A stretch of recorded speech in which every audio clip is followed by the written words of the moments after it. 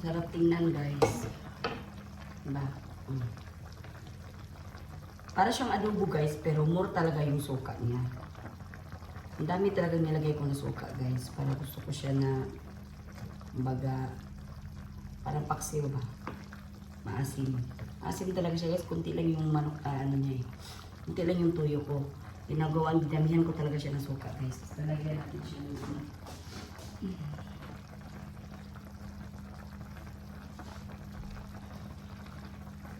Lagyan natin kunti ng chili paste, guys. Pero hindi naman ito